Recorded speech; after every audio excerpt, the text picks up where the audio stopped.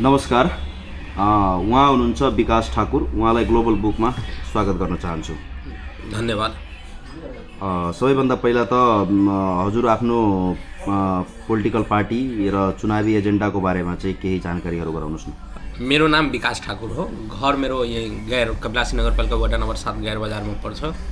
म अहिले रायन महतो नेतृत्वको राष्ट्रिय मुक्ति पार्टी नेपाल, रेशम चौधरी नेतृत्वको नागरिक उन्मुक्ति पार्टी नेपाल र अशोक राई नेतृत्वको जनता समाजवादी पार्टीको एकल चुनाव चिन्ह जाँतो, मधेसमा हाम्रो जाँता भन्छ र थारूमा चकिया भनिन्छ, त्यसको म एकल उम्मेदवार हुँ, विकास ठाकुर। र हामीले मेन अहिले परम्परागत राजनीति जुन सर्लाही एकको परम्परागत राजनीति थियो या टेस्टेड र टुरिस्ट उम्मेदवारको विरुद्धमा मेरो उम्मेदवारी छ।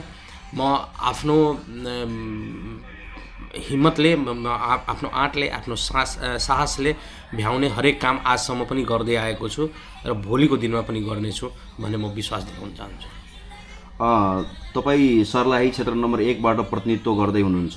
यस क्षेत्रमा चाहिँ नागरिकताविहीन नेपाली नागरिकका लागि जुन अवस्था छ, धेरै यस्ता नागरिकहरू छन् जसँग चाहिँ बुवा छैन, आमाको नामबाट नागरिकता बन्ने कुरो पटक पटक उठे पनि उहाँहरूले नागरिकता पाउन सक्नु भएको छैन। त्यस्ता नागरिकलाई कसरी सम्बोधन गर्नुहुन्छ?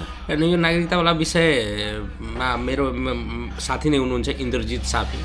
उहाँले नागरिकताको विषयमा पहिलादेखि पनि काम गर्दै आउनु भएको थियो। हामी सँगै काम गरिरहेको थियौँ, धेरै आन्दोलनमा सँगै पनि थियो र अहिले यो केही हदसम्म समाधान भएको छ। मलाई हिजो मात्रै सिडिओ साहबसँग म भेट भएको थियो, यहाँ प्रमुख जिल्लाधिकारीसँग। उहाँले के भन्नुभयो भने 2 दिन पहिला मात्रै एउटा आमाको नामबाट नागरिकता दिनुभएको छ। यो समस्या अहिलेको लागि त समाधान भयो, तर यो अहिले समाधान भएर मात्रै हुँदैन, यो दीर्घकालमा पनि आगामी दिनमा पनि समाधान हुनुपर्ने विषय हो। त्यो भएर यसको समाधान र यसको मतलब कहिल्यै यो फेरि समस्या नआउने गरी त्यो नआउने समस्याको रूपमा यसलाई हमेसाको लागि समाधान गर्ने हिसाबले मेरो आवाज पहिला पनि बुलन्द थियो, आज पनि छ र भोलि म संसदमा पुग्दै गर्दा पनि मेरो रहन्छ र म यसलाई यो समस्यालाई एकदम न्यून बनाउने, एकदम समाप्तै गर्न पुरै प्रयत्नहरू गर्नेछु। सर्लाही लगायत मध्य प्रदेशका अधिकांश ठाउँमा बोलिने मैथिली भाषा, बाजीका भाषालाई सरकारी कामकाजको रूपमा प्रयोग गर्न र यसको यहाँको संस्कृतिलाई सुरक्षित गर्नलाई चाहिँ तपाईँ संसदमा पुग्दै गर्दाखेरि के कसरी आवाज उठाउनुहुन्छ? नै, हामी मेन एउटा कुरो के भन्न चाहन्छु भने अहिले हाम्रो पार्टीको अध्यक्षको बारेमा अलिकति म भनिदिउँ।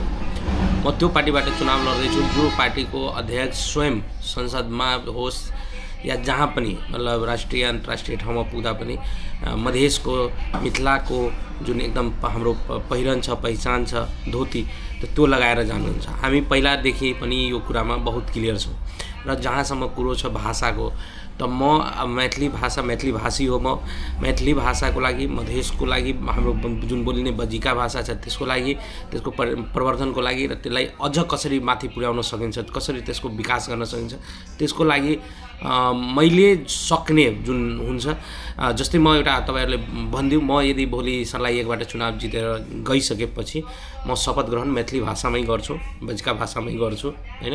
भोलि कुनै अर्को अपर्च्युनिटी आयो भने पनि मैले शपथ ग्रहण गर्नु पऱ्यो भने म मैथिली भाषामै गर्छु, बजिका भाषामै गर्छु, किनभने भाषा र पहिरनसँग कुनै सम्झौता हुन सक्दैन र न आजसम्म मैले गरेको पनि छैन। त्यो भएर अर्को कुरो के छ भने मैथिलीको विकासको लागि, प्रवर्धनको लागि हामीले विभिन्न हिसाबले कामहरू गर्नुपर्छ। जस्तै त्यसको लागि कार्यक्रमहरू गर्नु पर्यो, या भोलिको दिनमा जस्तै भनौँ न अहिले साउथको मुभीहरू जुन हिसाबले हामीनिर पुग्छ, हामी हेर्छौँ, हिन्दीमै डब्ड हुन्छ तर पनि कुनै मुभी साउथमा हुँदा पनि दृश्यहरू राम्रो भएको कारणले हामी हेर्न थाल्छौँ र हेर्दै न हो साउथको भाषा आजकल अलिअलि मान्छेले सिक्न पनि थालेका छन्। त त्यो पनि हो, एउटा फिल्म पनि एउटा ठुलो माध्यम हुन्छ त्यो के भन्छ भाषाको विकासको लागि। र भोलिको दिनमा मैथिली फिल्म बनाउने, मैथिली डकुमेन्ट्री बनाउने, मैथिली पुरै जुन डेभलप गर्न सक्ने, मैथिलीलाई डेभलप गर्न सक्ने जे स्रोत साधनहरू बनाउनुपर्छ त्यो बनाएर हामी अगाडि बढ्ने नै छौँ। भाषा र पहिरनसँग कुनै सम्झौता कहीँ पनि हुँदैन। त्यो लालबन्दीमा हुँदैन, त्यो काठमाडौँमा हुँदैन, त्यो दिल्लीमा हुँदैन, त्यो दुबईमा हुँदैन, कहीँ पनि हुँदैन। भाषा र पहिरन हाम्रो महत्त्वपूर्ण अङ्ग नै हुन्छ। धन्यवाद।